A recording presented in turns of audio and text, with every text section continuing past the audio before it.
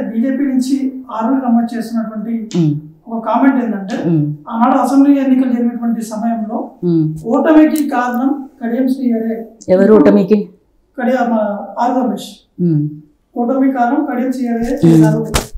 ఇప్పుడు ఏ విధంగా వాళ్ళకి ఎందుకు ఓటేస్తారు అనేది వాళ్ళు చెప్తున్నారు. అసలు ఆయన గురించి మాట్లాడాల్సిన అవసరం కూడా లేదండి. ఎందుకంటే తెలంగాణ రాష్ట్రంలో బీజేపీ లేదు. పాపం పోయిపోయి బీజేపీ క్యాండిడేట్గా నిల్చున్నాడు. 3rd ప్లేస్ వాళ్ళది.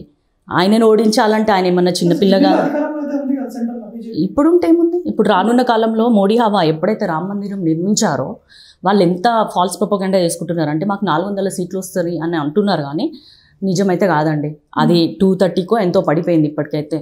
ఎందుకంటే ఇప్పుడున్న ప్రస్తుత సర్వేలు అవే చెప్తున్నాయి. వాళ్ళకు కూడా ఆ విషయం తెలుసు. అయినా ఒకటి సరే, కేంద్రంలో అధికారంలో ఉండొచ్చు, కానీ మన తెలంగాణ రాష్ట్రంలో ఎన్ని సీట్లు వచ్చినాయి వాళ్ళకి? ఎప్పుడైనా కూడా 1-2 తప్ప అంతకంటే ఎక్కువ సీట్లు రాలే.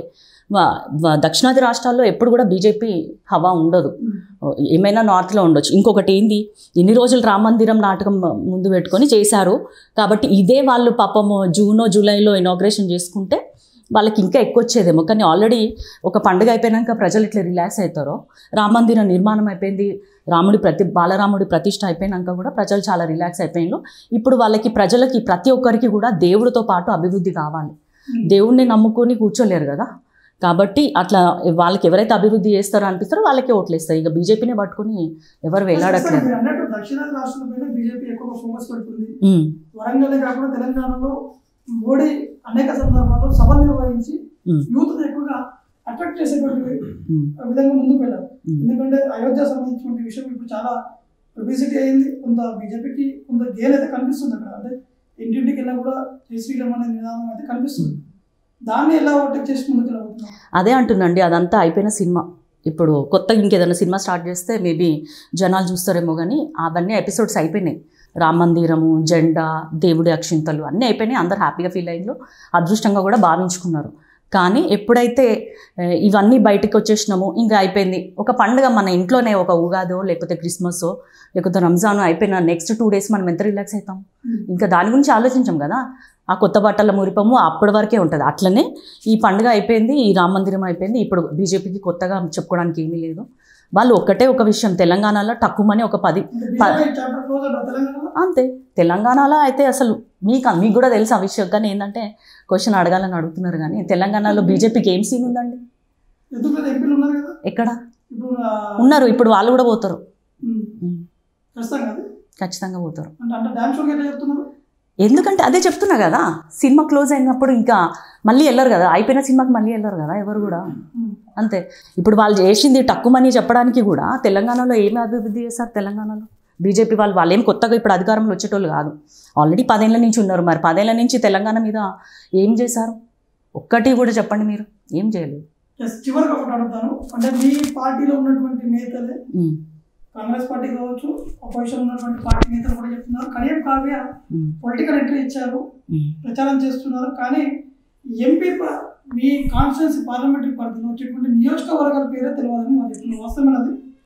అసలు కడియం కావ్య 2016 అంతకుముందు నేను 8th క్లాస్లో ఉన్నప్పుడే నాకు ఇక్కడ నేను మా డాడీ కోసం ప్రచారం చేసిన రోజులు అవి. ఎప్పుడో 20 ఏళ్ళ కింద. అట్లాంటిది నేను ఎప్పటి నుంచో ఇక్కడే సెటిల్ అయి ఉన్నా. 2014 నుంచి ఆల్మోస్ట్ నా చదువు హైదరాబాద్లో మెడిసిన్ అయిపోయినాక ఇటే వచ్చిన, పీజీ అయిపోయినాక ఇక్కడికే వచ్చిన. ఇంకా నేను చేసిన సోషల్ యాక్టివిటీస్ అన్నీ కూడా ఎక్కువ గన్పూర్ కంటే కూడా మిగతా వాటి మీద కాన్సన్ట్రేట్ చేసిన. ఇక్కడ ఉన్న 7 నియోజకవర్గాలు కూడా తెలియకపోతే నేను ఒక డాక్టర్ని. అన్నిటికైనా కష్టమైన చదువు సబ్జెక్టు డాక్టర్, మెడిసిన్. అంత చదువుకున్న దాన్ని నాకు ఈ నియోజకవర్గ పేర్లు కూడా తెలియదు అంటే ఇక అది ఎమ్మెల్యేల పేర్ల ఎందుకు అంటే మీరు క్వశ్చన్ పేపర్ ఇస్తున్నారా నాకు? సరే చెప్తా. రేవూరు ప్రకాష్ రెడ్డి గారు, నాయన్ రాజేందర్ రెడ్డి గారు, తర్వాత కొండ సురేఖ మేడము, తర్వాత ఇక్కడ నాగరాజు గారు, కడియం శ్రీహరి, తర్వాత అమ్మాయి ఆమె పేరేం పేరు యశస్విని రెడ్డి, ఇంకా ఏం మిస్ అయినా నేను ఈస్ట్ భూపాల్పల్లి గండ్ర సత్యనారాయణ, ఇంకేంది అసలు ఇంత ఘోరంగా మీరు నన్ను ర్యాగింగ్ చేస్తున్నట్టుంది. అంటే మీరు ఇదే క్వశ్చన్ ఒకటి ఇదే క్వశ్చన్ మీరు ఇంకొకరి దగ్గరికి వెళ్ళి ఇట్లా అడుగుతారా మీరు? చెప్పండి. అంటే మీరు ఈ వీళ్ళ పేర్లు చెప్పండి. మీరు క్వశ్చన్ అంటే మీరు పాలిటిక్స్ గురించి అడగండి, లేకపోతే వాళ్ళ నేనేం చిన్నపిల్లనా, నేనేం ఎల్కేజీ పిల్లని కాదు కదా. అవును, రియల్లీ. మరి గంత కూడా తెలియకుండా నేను ఇప్పుడు తిరుగుతానా అండి? వాళ్ళని వెళ్ళి కలిసి వచ్చాను కదా. ఎవరికి ఓకే తెలిసేది ఏంటంటే నేను ఆల్రెడీ వెళ్ళి అందరినీ విష్ చేయడం జరిగింది కదా, ఇంకా నాకు వాళ్ళకి పేర్లు తెలియకపోవడం ఏంది? ఇప్పుడు చెప్పాను కదా. ఓకేనా? ఇది మొత్తానికి ఎట్టి పరిస్థితుల్లో మాత్రం వరంగల్ నుంచి ఎంపీగా వెళ్ళి పెద్ద సభలో కూడా కూర్చొని ఖచ్చితంగా వరంగల్ ఉన్నటువంటి సమస్యలను కూడా పరిష్కరిస్తాను, గతంలో ఇచ్చినటువంటి హామీలు ఏవైతే పూర్తి స్థాయిలో పెండింగ్ లో ఉన్నప్పుడు కూడా వాటన్నిటిని కూడా సక్సెస్ చేస్తూ నిరుద్యోగులకి ఒక ఉద్యోగం కూడా కల్పిస్తామని చెప్పేసి కూడా కడియం కావ్య. ఇది వాటి స్టేట్ టాప్. Keep watching.